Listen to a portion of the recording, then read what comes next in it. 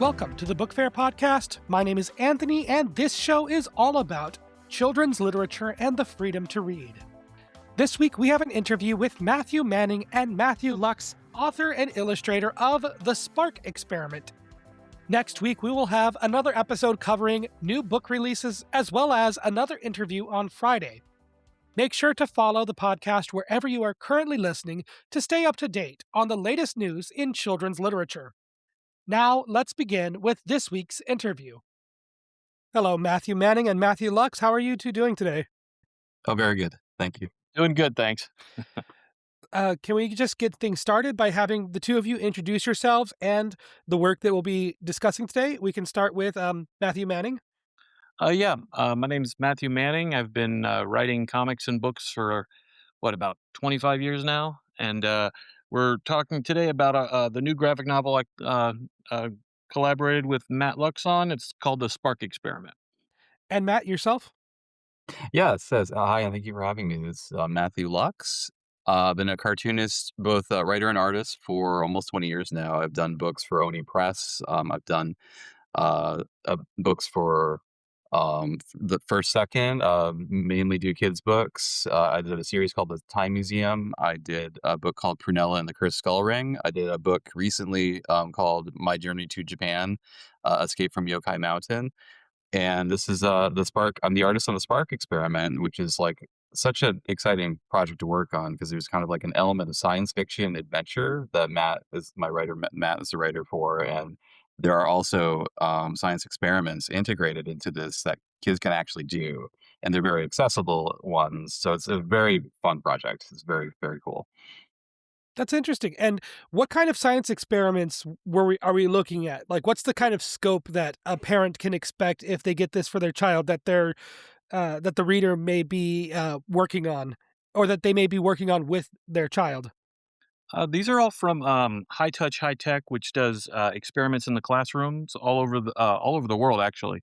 And so they're designed so these are experiments that kids can do at home with using household materials for the most part. There'll be things like making a compass with a glass of water, a cork, and a magnet, or the things that experiments with reactions like making your own volcano and things like that. But it's all designed specifically so you don't have to go out and buy a lot of material. But in the event that you need to know what's in it in each experiment, every chapter does a supply prep page where it goes through and tells you all the materials you'll need to do that particular chapter. And Matthew Lux, when it comes to designing these experiments, of course, coming through a program like High Touch High Tech, you had a very good, strong framework. What was your work in getting these framed and illustrating them to make sure that they're easy to follow in graphic novel format? Yeah, well, Matt had the challenge of one kind of making them both clear enough on page and in text, but also work with the story, which he's done excellently. Visually, I just kind of follow his lead. For me, again, it is to make things look pretty clear, make sure they are accessible and understandable. Sometimes that sometimes that means making it pretty simple, actually, visually. And I have the resource of a lot of videos actually that High Touch High Tech actually has made. The cool thing too is in the book there will be like a website link or like one of the codes that you can scan that will link you to like a page with all of those experiments, like videos of all those experiments. So if they want to like check it out or try each one with additional information or additional visual helps, they can do that too. It was a lot of fun. It was kind of like an interesting challenge, all of it, kind of making it all work, be clear, but also be fun. And now let's talk a little bit about the story. I know that Matthew Manning, as the writer for the story, you handled the actual plot, the characters, the outline. Can you talk a little bit about the story for the Spark Experiment? Yeah, the idea for this was not just making a learning experience for kids, but making it a fun to read book. And kind of like we kind of approached it from a story first perspective. There's I've watched a lot of I have two kids, and I watched a lot of educational program with them when they were growing up, and a lot of what that was lacking to me at least was the fun and adventure side, the imagination side of things where sometimes it can get too dry or, that sort of thing. So we decided to do this real adventure story and and just kind of wrap that around these experiments. So the characters they go to a micro universe, which is the main part of the story. And in this micro universe, when they make an experiment, they have this high tech magnifying glass that can enlarge things while they're there, and so they can make an experiment and then enlarge it to like crazy insane proportions so they can actually like travel around the world, say with like a reaction in a balloon or something like that. Like it's it's all it's all a very fun little kind of fantasy world that they go to, and then also coming back to earth and bringing some of those characters along with them, which gets into a whole nother mess of trouble, which is where our main plot breaks out. And let's, of course, talk about some of these characters. For example, the Spark. Yeah, the Spark Matt kind of came in. We had Daniel Shaw from High Touch High Tech had some characters that they designed before, and one of those characters that they came to us with was this little like kind of like a circle guy with a cape.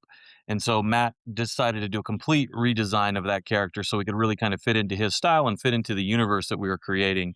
And so he became a really fun, and they only had like a visual kind of design for this, and Matt redid the visual, and then we gave him personality and gave him these the ability to inspire. So he has this energy that radiates off him that can make anybody near him be inspired, which is kind of the theme of the entire story of like letting science inspire you and letting your imagination inspire you and things like that. So he proved to be pretty fun, and I especially like the way Matt decided to convey his alien gibberish language, which is a really neat visual on the page. Yeah, it was very fun to design all of these characters. Sorry, and Spark in particular is just a very playful sort of, he needs this kind of like look. It's a, it's kind of a basic character design, but like, there's something about that, I guess, simplicity of him being kind of a round blue character, very expressive, superhero cape. I think I'm the one that came up with the little the blue coif of hair. So I feel like it's a good way to kind of articulate his emotions and also their ideas and inspirations of the character. But yeah, the Matt was just explaining the he doesn't talk with actual words that we can understand, and that's how Matt described it in the script. That it was like unknown alien gibberish, something like that.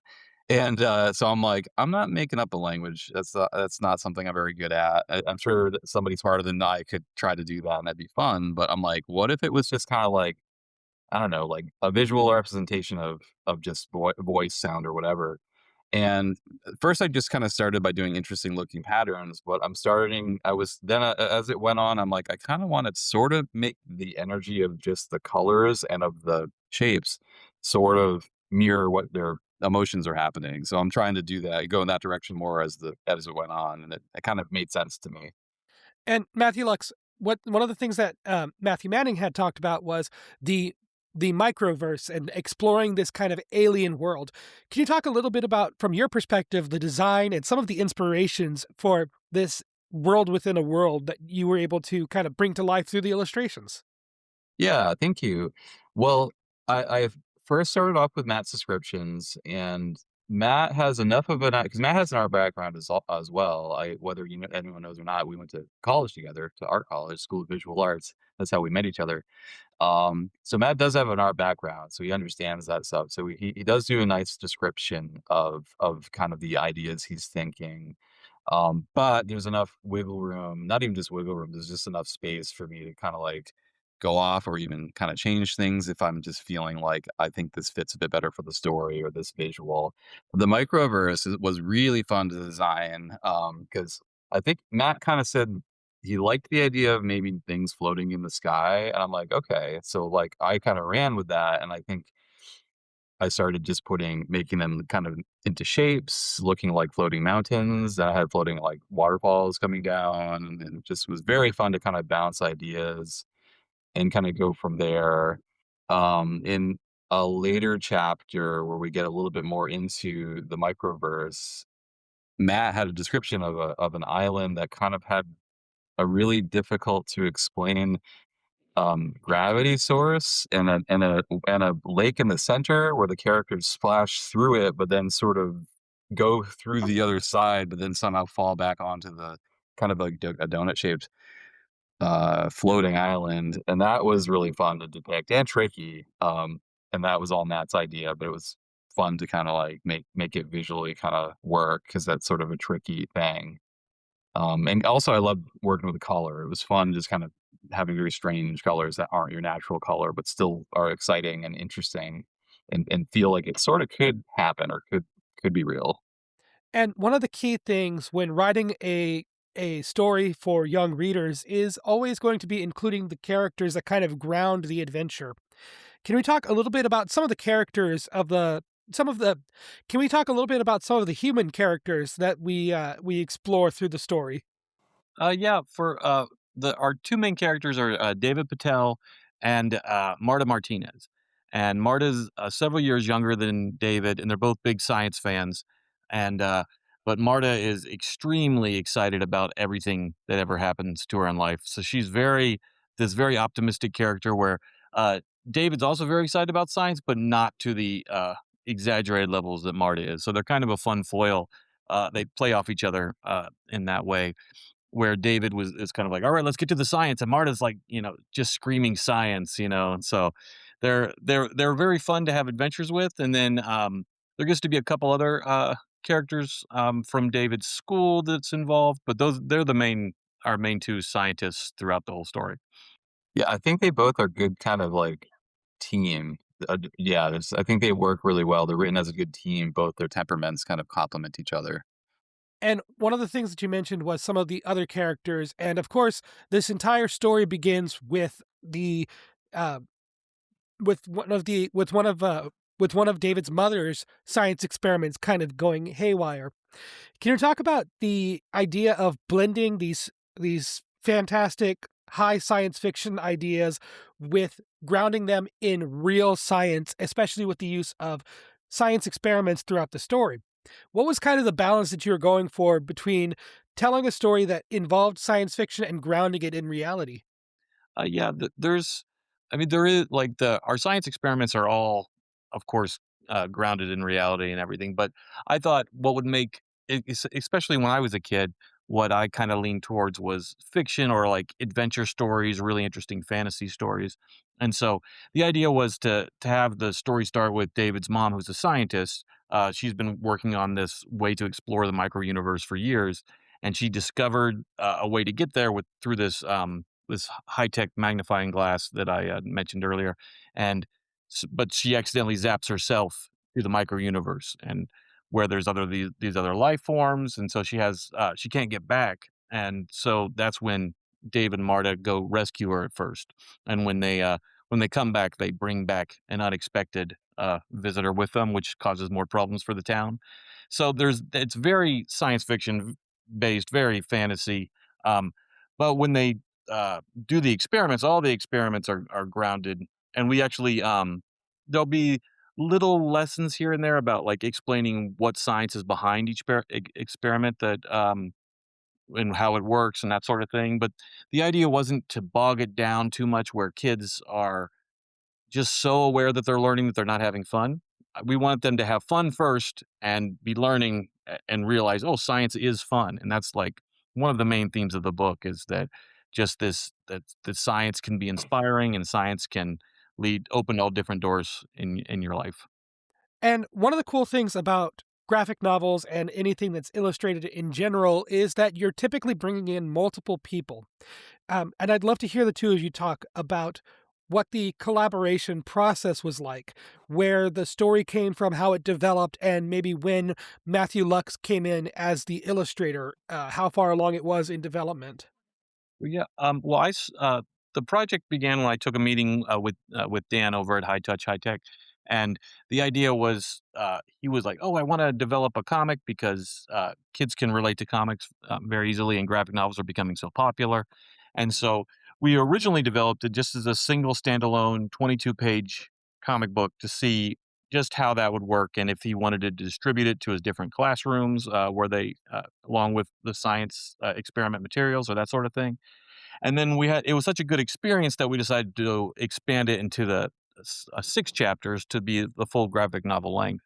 But for that first one, it was kind of like, uh, put like, I was kind of packaging a comic book for him to show, like, what it would look like and that sort of thing. And so I went to Matt because, as Matt said, we're old friends from the School of Visual Arts, and I knew this was the kind of art that was right up his alley.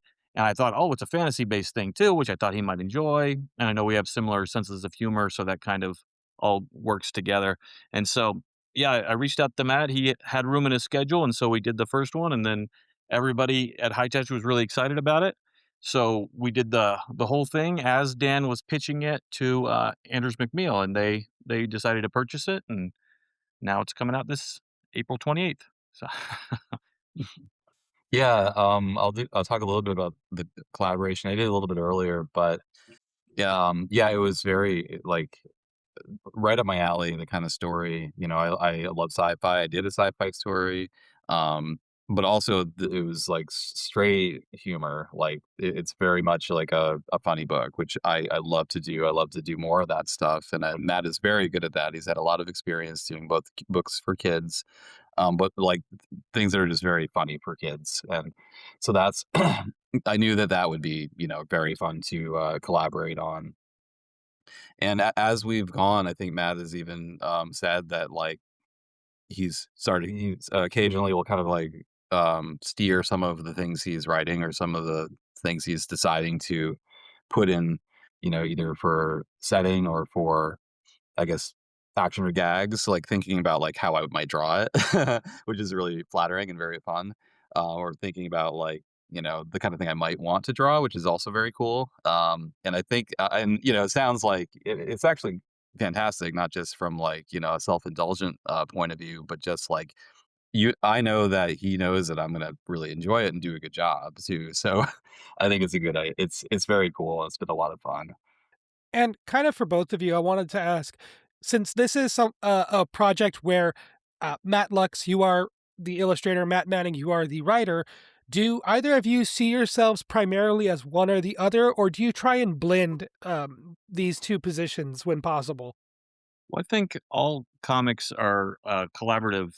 Uh, it's a collaborative medium, so you can't really have one without the other. But I do normally. I mean, I consider myself a storyteller, and that's what I've always done. That's why I kind of changed from trying to draw comics to writing them, just because I would be working on a homework assignment and get tired of the story and want to move on to the next thing. And then meanwhile, I was meeting guys like Matt who drew in their sketchbooks all the time, and this was the way they told stories. So, but I mean, I consider us both storytellers because without the visual component, without guiding the reader's eye across the page, and making it visually interesting, there's no story either. It gets really dull. It's the same way a writer has to change the tone of the speech or the length of sentences to get a nice rhythm going. The same way the artist does that visually with close-ups and establishing shots of the entire scene and things like that. And so it's all storytelling, but it's just we use different tools.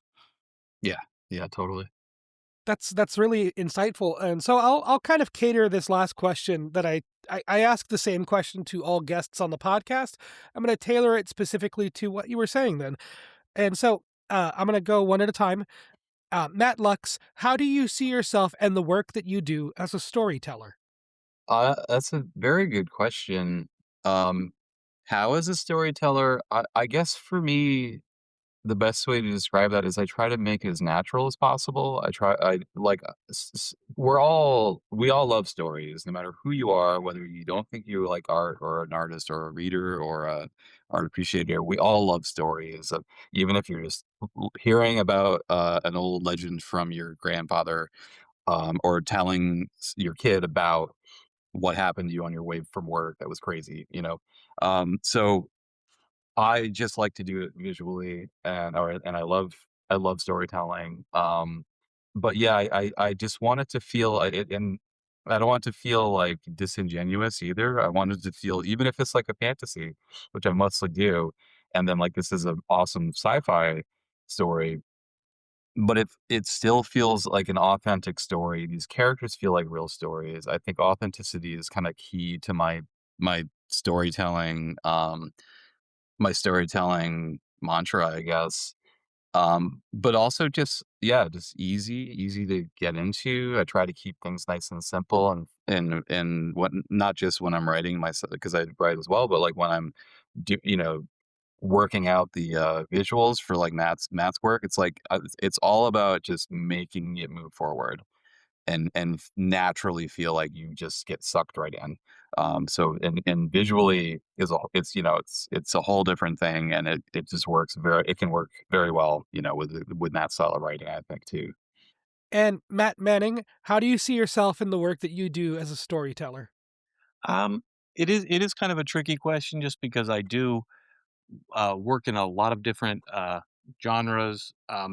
So it's like I'm currently writing this book, working on Spark Experiment, but I'm also writing a mature reader graphic novel for John Carpenter's, which is a sci-fi thriller for his comic company. And so I do a little bit of kind of a, like I don't know, wear a lot of different hats in the in production of these comics. So I do kind of think that despite what I'm doing, there is a level of a level of humor that seems to leak into my work. A lot of my characters are good natured. Um, I find that no matter what kind of story like I'm working on, a lot of times I repeat a lot of the same themes. I think one of the main themes I put in a lot of my work is just simply like be kind. Like that's kind of like a an overall theme that's in it's something that's happening in my mature reader book right now. It's just something that kind of comes through.